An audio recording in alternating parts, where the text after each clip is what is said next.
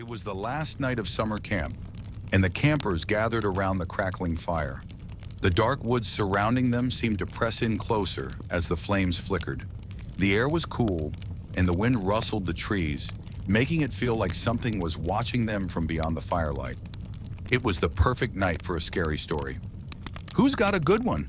Jake, the camp leader, asked, his voice filled with anticipation. Maya, the storyteller of the group, grinned and leaned forward. Her eyes glinted mischievously. "I do. This one's about the Whispering Woods, not far from here.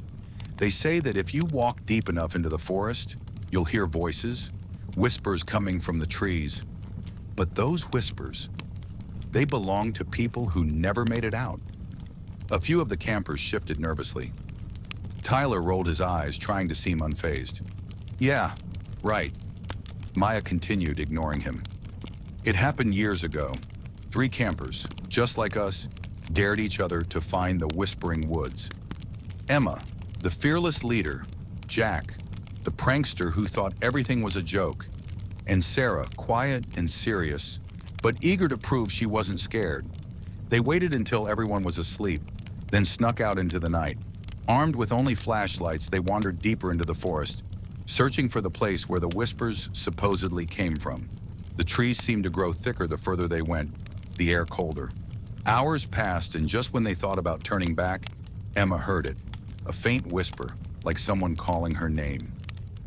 "Emma," Maya said softly, sending chills through the group. At first, Emma thought Jack was playing a prank, but he looked just as confused. Then Sarah heard it too. "Sarah," the voice whispered. The 3 of them exchanged uneasy glances, but decided to follow the sound. The deeper they went, the louder the whispers became, calling their names from every direction. Maya paused for dramatic effect, her voice lowering to a near whisper. Soon they found themselves in a small clearing. The trees here were different, twisted and gnarled, their bark looking almost like faces. Hanging from the branches were dark shapes, swaying gently in the breeze.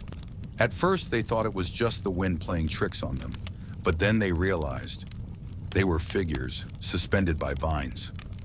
The campers around the fire leaned in closer, captivated by the story. Emma stepped closer, her flashlight trembling in her hand.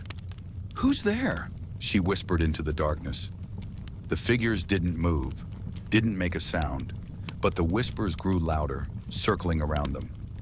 "Emma, Jack, Sarah ... The voices sounded like they were coming from the trees themselves. The 3 of them turned to run, but the path they had come from was gone, swallowed by the mist. Panic set in. The whispers grew more intense, now calling out their names in rapid succession. They ran, stumbling through the woods, but the mist was too thick, the voices too overwhelming. Sarah tripped, and when Emma and Jack turned back to help her, she was gone. The campers gasped, their eyes wide as they imagined the scene. Emma and Jack searched desperately for Sarah, shouting her name, but there was no response, just the eerie whispers echoing through the trees. They stumbled back to camp as fast as they could, pale and trembling, but no one believed their story. Search parties were sent out the next day, but Sarah was never found. The only thing they heard in those woods were the whispers. A tense silence settled over the group.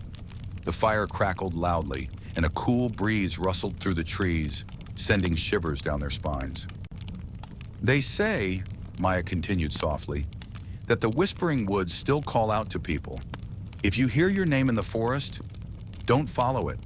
The trees remember the ones who vanished and are always looking for more." Tyler, trying to shake off the eerie feeling, scoffed. "Nice story, Maya, but it's just a legend." As soon as he finished speaking, a soft breeze blew through the campsite. Faintly, just on the edge of hearing, a voice seemed to drift through the air. "Tyler!" Tyler froze, his face pale. Did you hear that?"